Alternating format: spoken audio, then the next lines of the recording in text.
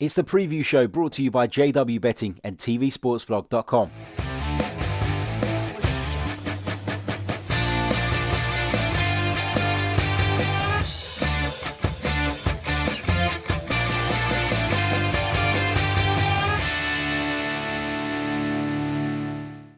Hello and welcome back to the Chronicles of a Gooner podcast. As ever, I'm your host Harry Simeon. This show is brought to you by JW Betting and TVSportsblog.com. On this edition, we'll be looking ahead to that huge clash up at Old Trafford on Monday night. Arsenal travel to Manchester United. Both teams, having questions asked about them at the moment. Both teams, have a divide in their supporters when it comes to the manager. So lots in common between the two sides at the minute. Now, as an Arsenal fan, I don't often feel confident going up to Old Trafford, but for me, this is a game that Arsenal should win. I think that Arsenal's firepower is far more superior than that of Manchester United's. Yes, our defence is questionable at the best of times, but we've been handed a boost by the fact that Bella and Tierney and Holding are at least available. Now, we don't know how long they'll be able to play. We don't know whether Rob Holding will get a start. We heard from Unai Emery in his press conference after the Carabao Cup game the other night that he didn't feel Hector Bellerin would be ready to play 90 minutes, but he didn't say anything about Kieran Tierney. So it'd be interesting to see how Tierney and Holding feature in Unai Emery's plans, at least this weekend. So a boost for Arsenal from a defensive standpoint. And when you think about it, we've been giving Arsenal a lot of stick about their defensive fragilities over the course of this season. But when those three return, and it's probably three of your back four that is going to change. So you'd hope from an Arsenal fan's perspective that will make some difference. I'm still a little bit sceptical because I feel like Arsenal's defensive problems are a wider issue in the sense that I think our system doesn't quite work. I think that the cover of the midfield isn't really effective enough, and that is, of course, isolating defenders and causing them to have a much harder time than they need to. So, I think the issues are pretty widespread from Arsenal. But on this edition, I'm going to run through my predicted lineup and I'm going to run through some statistics leading up to the game before we talk to Manchester United fan Rodri Giggs. Now, lots of you will recognise Rodri from that fantastic Paddy Power advert, which I'm sure most of you have seen. If you haven't, type it in, Rodri Giggs Paddy Power advert. You'll love it. Rodri Giggs is going to be joining me, and we're going to be getting the Manchester United perspective as well on things. So really interesting show lined up for you. If you're watching us on YouTube, please hit that like button, hit that subscribe button if you haven't already. If you're listening via the audio, please do hit the like button and leave us a review if you're on iTunes. That is so important. And of course, check out jwbetting.com and tvsportsblog.com. The links are in the description below. Right, let's start with the head-to-head. Manchester United versus Arsenal. The two teams have met 54 times in the Premier League. Manchester United have won 24. Arsenal have won 14. Manchester United have won 16 at home and 8 on the road. Arsenal have won 11 at home and just 3 on the road. So Arsenal have only won at Old Trafford 3 times in the Premier League era. So, the record up there is not great. But like I said, as an Arsenal fan, you've got to be feeling confident this time around. Based on sort of the two teams, the firepower, etc. But there's this inner feeling, isn't there, as a Gooner, that when you go to Old Trafford, no matter how bad they are, you're never confident. And there's that little feeling in the back of my mind that, we may still go there and lose. It's a horrible feeling to have because when you look at the two sides, in my opinion, Arsenal should have the upper hand. But it's Old Trafford, under the lights, midweek game. It's going to be difficult, in my opinion. It's not going to be easy. I'll be over the moon if Arsenal come away from that one with a comfortable victory. Now, if we look at the recent meetings between the two sides, the last one was at the Emirates Stadium on the 10th of March. Arsenal ran out 2-0 winners that day. If we look at the other meeting that season, it was Manchester United 2, Arsenal 2 up at Old Trafford. So Arsenal took 4 points off Manchester United last season, which is pretty impressive in my opinion. The season before, Manchester United took 6 points off of us. They beat us at Old Trafford by 2-1, and they won at the Emirates by 3-1. Of course, Arsene Wenger's last season in charge, that one wasn't pretty that day. I remember it clearly. And the meeting before that, seeing as we're looking at the last 5, was another Arsenal 2-0 win over Manchester United at the Emirates Stadium. So if we look at the head-to-head in the last 5 games, there's 2 Arsenal wins, 2 Manchester United wins, and a draw. So it's pretty evenly split in recent times. So read of that what you will. If we look at the current form guide, Arsenal are on the better form, of course. Arsenal have lost just once this season away to Liverpool, a game which, in truth, we expected to lose. Manchester United, though, have been beaten at home by Crystal Palace and also lost on the road to West Ham. Add to that a draw at St Mary's and a draw at Wolves. It's not been a great start for United, just the 1 win so far. So there's a chance for Arsenal to open a little bit of breathing space between themselves and one of their rivals for the top 4. Season so far, Manchester United currently sit in 8th place. Arsenal in 4th. United have won 2. Arsenal have won 3, as we've already said. Both teams have drawn twice. Arsenal just the 1 defeat to their name, whereas Manchester United have suffered 2. In terms of goals scored per match on average, Arsenal are touching on 1.83, which is nearly 2 goals a game. Manchester United a little closer to the 1 mark, 1.33. Average goals conceded per match, well, Manchester United lead on that. They've just conceded an average of 1 goal per match, whereas Arsenal, it's 1.67. Arsenal have only managed the 1 clean sheet, whereas United have managed 2. In terms of chances created, Arsenal are creating a lot more chances than Manchester United at the moment. 1.67 compared to their 1.17 per game. Now, these stats are from the Premier League's official website, so if you fancy checking them out, please do head over to premierleague.com and click on the fixture, and it brings you up lots of stats and interesting facts. Now, in terms of the top players between these two sides, as far as statistics go, in terms of goals, Pierre-Emerick Aubameyang leads the way with 6. Daniel James, a bit of a surprise package this season, came to United with high hopes, but I don't think anybody outside of United realised what a talent this young man was. So Daniel James is in 2nd place with 3 goals, joint with Marcus Rashford. In terms of assists, Dani Ceballos, Ainsley Maitland-Niles and Paul Pogba are all on 3. In terms of passes, Victor Lindelof leads the way for Manchester United. He's made 403 passes. Harry Maguire 2nd on 383. And Matteo Guendouzi sits 3rd on 367. In terms of tackles, Aaron Wan-Bissaka leads the way. I don't think anybody's surprised by that big money signing this summer. Aaron Wan-Bissaka, a player with lots and lots of potential. Ainsley Maitland-Niles sits 2nd, surprisingly, with 12. But the difference between 2nd and 1st is huge. 12 compared to 31 tackles, and Andreas Pereira sits 3rd. So those are the stats and facts that we're going to touch on in today's preview. Now I'm going to go on to give you my predicted lineup from an Arsenal point of view. So in terms of my predicted lineup, this is what I've gone with, and I want to be clear, this is a predicted lineup, not necessarily what I would do. I'm going with a predicted lineup because I've been trying to do like a mix and match over the last few weeks of what I would do and what I think Unai's going to do. Instead, I'm going to give you my predicted lineup, and then I'm going to tell you what I would do differently.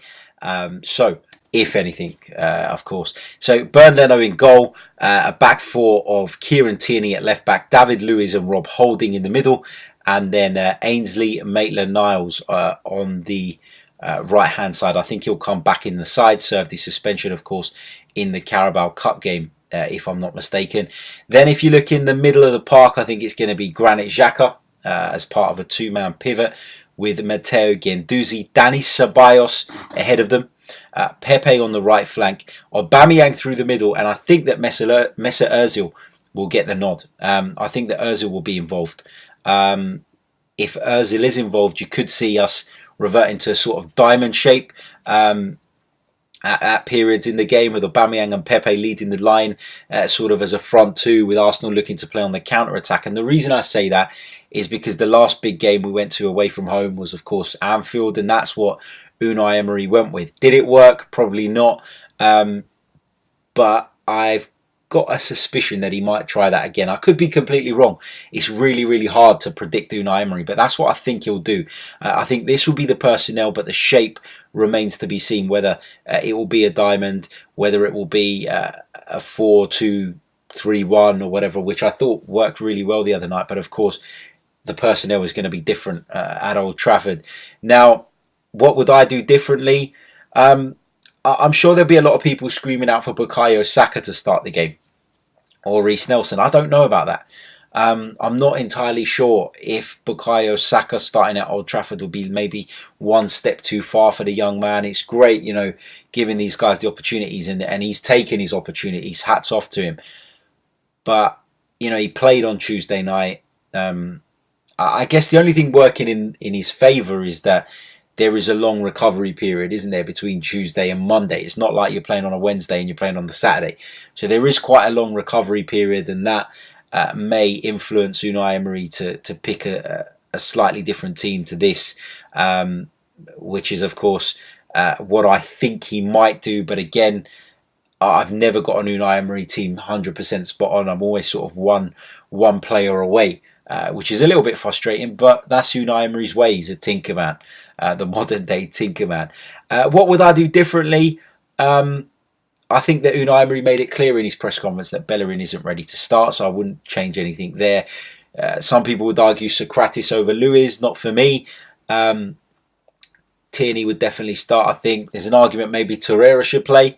But I think that Unai Emery will, rightly or wrongly, probably wrongly given his current form, persist with Granit Xhaka. I think he'll do that. I think that Guendouzi will continue because his performances, at least for a half a game, have been really, really good. Pepe cost a lot of money, hasn't really pulled up any trees yet, in my opinion. I thought he was poor for the most part against Aston Villa. Had Aubameyang not given him the penalty, probably would have left the pitch that day, having not done anything. Jury's still out for me on Pepe, but we've got to give him time. We've got to allow him to settle. So I think he'll play as well. And I guess it's really just that other position that I've got Ozil sitting in. Do you go with Ozil? Do you go with an out-and-out wide man? I don't know. It's a really difficult one. Me personally, I would probably go with Ozil on the basis that he can have a sort of free roll and drift sort of around the pitch and pick up pockets of space and hopefully feed Aubameyang, because I feel like without an Ozil in there, we don't necessarily have enough creativity. Ceballos gives you that, but Ceballos on his own maybe isn't quite enough, considering we're playing a team who are notoriously bad at defending. Well, no, that's not right, actually. They're not bad at defending, but a team that I feel we should be taking the game to. That's the way I should have put that, to be honest. But yeah, that's what I'd go with. That's what I think Emery's going to do as well. So let me know what you guys think about the team that you're seeing in front of you. For those of you watching, it's on your screen right now. I'll just run through it quickly one more time for those listening on the audio. It's Leno in goal, Maitland-Niles, Holding, Lewis and Tierney across the back line. Xhaka, Guendouzi, Ceballos, Pepe, Ozil, Aubameyang. So let me know your thoughts on that. Be interesting to hear what you guys have to say on that. Right, we're going to take a short break, and when we return, I'm going to be talking to Manchester United fan Rodri Giggs and getting his perspective on the game up at Old Trafford. Welcome to the show, Rodri Giggs, mate. It's an absolute pleasure to have you on. First of all, how are you? Yeah, I'm good, mate. Yeah, as we speak before, come on, it's raining here, so it's not a great day, but yeah, I'm feeling good. Good to hear. Well, it's England. We should be used to it by now, like you said. Well, Manchester, Manchester should be used to it. Like I said, never get used to this rain. It's absolutely bucketing down. Yeah, it's horrible, isn't it? Rod, before we get started, before we talk Man United, I want to congratulate you on that fantastic TV advert. I don't know if I've spoken to you since, but I really loved that. I thought it was brilliant. It was genius. So well done on that from all of us here at the podcast. Rod, I want to get your thoughts on Manchester United and what you think seems to be the issue at the moment, because, Manchester United, similarly to Arsenal in a way, are not sort of playing at their maximum. There's questions being asked about Ole Gunnar Solskjaer. from your perspective, what do you think's gone wrong at United, and what do you think needs to change? Well, I think he's in the process of changing at the minute. It's just like I said to people before, it probably get worse before it gets better. You know, there's a massive change that needs to be done. There's managers that have been in and out. People saying, is Ollie the right person? Well, at the minute he is, because he's bringing the right people and he's getting out the right people. So, is he tactically inept, or is he tactically good enough to be Manchester United? That remains to be seen. But at the minute we're struggling. You know, at the start of the season we're looking at Arsenal and looking at United. I think we're like kind of in the same position, or although that different positions. Like Arsenal probably needed to strengthen their defence, and we probably needed to strengthen our midfield. But you know, Arsenal seem to have had the better start, or look like the better team at the minute, and we seem to be struggling. When I look at Manchester United, and I had this conversation with a few friends of mine that are United fans, you know, I didn't really rate Romelu Lukaku. I always maintained that from the day he signed at Manchester United, that he probably wasn't a sophisticated enough striker to lead the line of a club like Manchester United. But what I will say is, he is somebody that would have got you 20 odd goals in a season. And have Manchester United struggled to replace that? Because I don't see Rashford, Martial and the rest of the youngsters being able to produce that sort of output. Would you agree with that? I would agree with that, and you know, you can't blame. Well, you kind of can blame the manager, but it's the people upstairs as well. They knew they didn't want Romelu Lukaku at the start of the season. They were umming and ahhing over 5 million.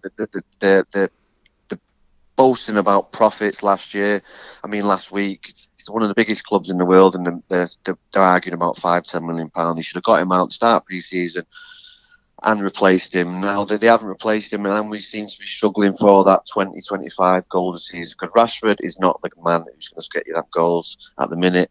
Martial possibly if he stayed fit, but he's out at the minute. And Mason Greenwood, you can't hang your hat on a 17-year-old, even though he will be a top-class player for Manchester United. You just can't hang your hat on a 17-year-old. So I'm right in saying that, similar to Arsenal, you know, people are not happy with the way the ownership are running the club, with the people upstairs, Ed Woodward in particular. We've had that sort of issue. We've still got that sort of issue, in my opinion. Some have been sort of turned away from the protests by the fact that we spent a bit of money in the summer. But, I mean, from a Manchester United perspective, the general feeling, I'm guessing, is that the problems are mainly from upstairs. And until that changes, not much else will change.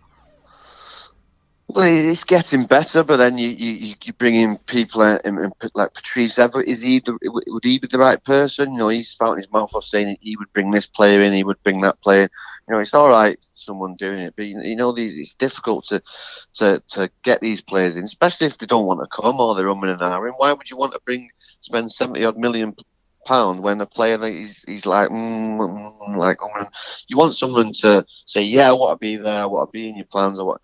And you want to get that vibe. They obviously didn't get that vibe after Bayern, and that's why he didn't come. So, yeah. But yeah, there's definitely issues that upstairs, you know, umming and ahhing over, like I say, £5-10 million when you could have got these deals over and done with a month before and got the people you wanted in to replace them. But yeah, it's just, you know, they've done great by the people they've brought in. Daniel James has definitely improved the team. Wan-Bissaka has definitely improved the team, and Harry Maguire has definitely improved the team. So the signings he's brought in have been A+. It's just he's just left himself bare with the players that he's let go.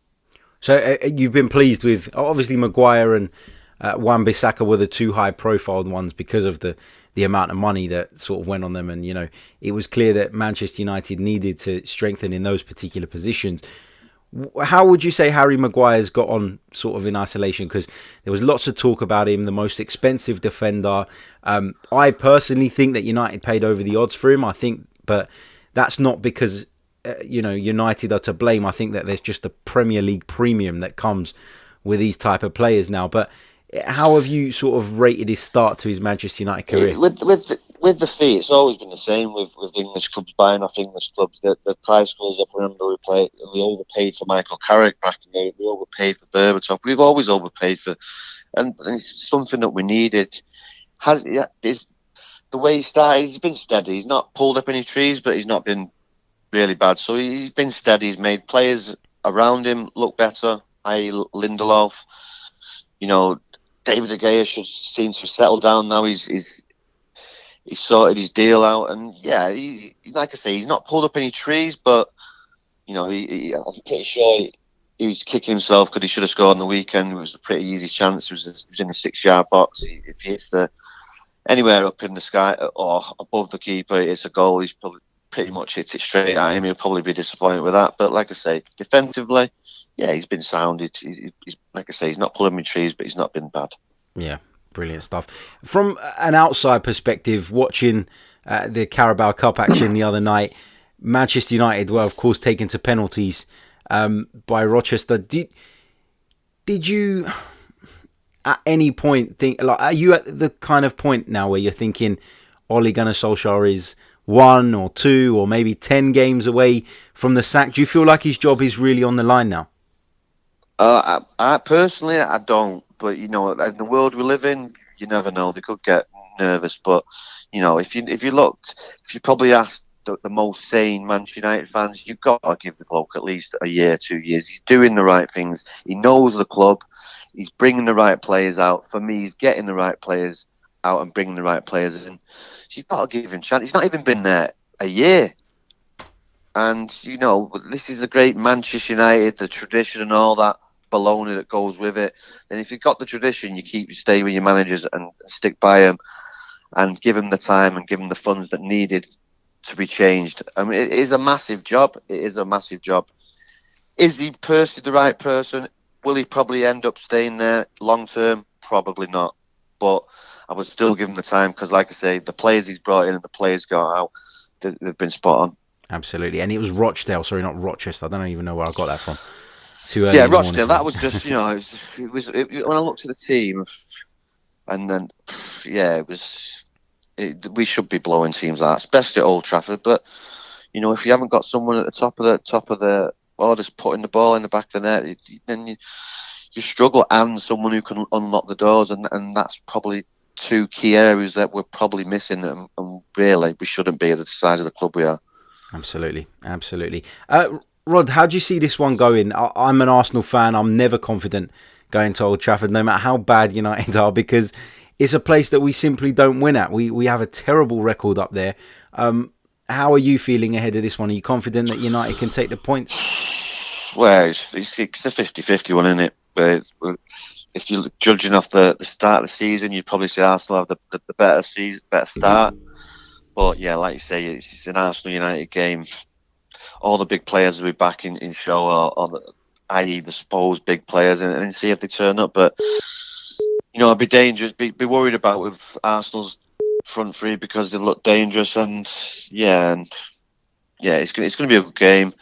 We'll look forward to it, but like I say, you could pick names out of that who's going to win. But then again, it could be a boring 0-0 draw.